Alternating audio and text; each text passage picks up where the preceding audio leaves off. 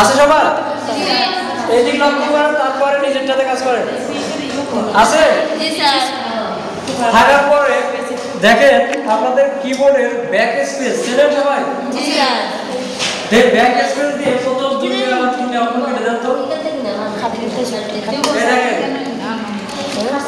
আছে? না সবটা আমি বলছি একটা অথবা দুইটা। ইচ্ছা মতো কেটে দেন একটা দুইটা। না তাহলে কেমনটা দেখাচ্ছি। আছে? আছে?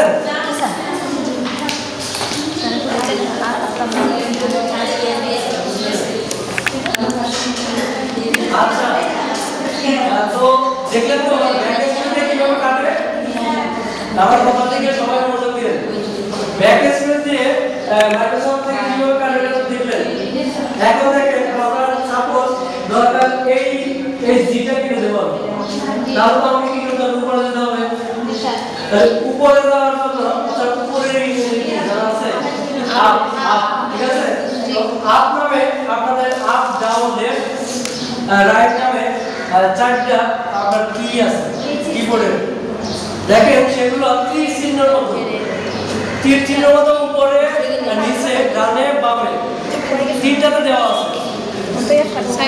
উপরটাকে বলে আপ অ্যারো, নিচেটাকে ডাউন অ্যারো, বামেরটাকে বলে লেফট অ্যারো আর ডানেরটাকে রাইট অ্যারো। তো দেখেন আপনি উপরে যেতে চাচ্ছেন, তার মানে কি আপনাকে আপ অ্যারোটা চাপতে হবে। একটু সবাই ইয়াতে করে দেখেন, কিবোর্ডের কাজটা করে দেখেন।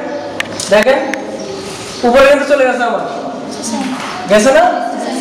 আচ্ছা আমি কিন্তু এখন কি দেখলাম? আপ অ্যারোর কাজটা দেখলাম। এখন আমি দেখবো আমার তো দরকার জিটা কাটা। আমার এখন কোথায় কোন দিকে যেতে হবে তাহলে?